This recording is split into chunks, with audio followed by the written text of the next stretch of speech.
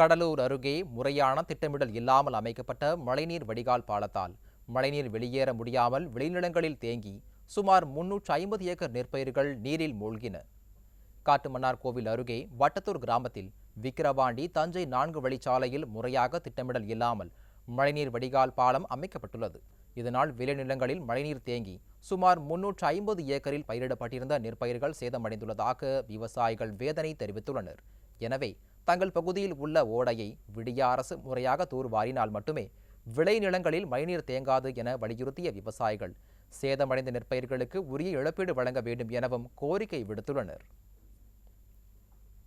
வடிகால் வசதி இல்லாமல் நெல் பயிர்கள்லாம் முளைப்பு தரம் வர அளவுக்கு தண்ணி தேங்கிடுச்சு.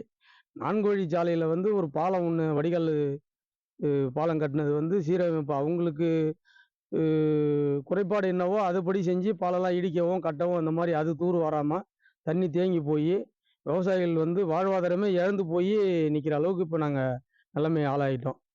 அந்த கருங்கால் ஓடை எங்களுக்கு தூர்வாரி வடிகால் சுத்தமாக ஒரு அளவுக்கு செய்யணும். 4 வழி சாலைகள் எப்போ அமைக்கிறதுக்கு ஆரம்பிச்சாங்களோ அப்பிலிருந்து இந்த விவசாயிகளுக்கு பிரச்சனை தான். வருஷம் எங்களுக்கு இழப்பீடு அதிகமாகிட்டு இருக்கு.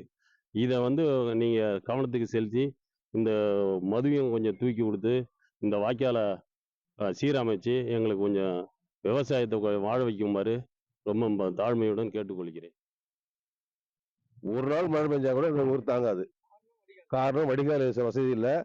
ஒரு தூர் வரும்போது 10-15 வருஷம் வீராணத்தை தண்ணி நம்ம நந்தீஸ்வரம் மெயின் ரோட்ல தண்ணி கொள்ளையில பாஞ்சிருக்குங்க. அந்த அளவுக்கு வாய்க்கால் அன்னைக்கு இருந்தது.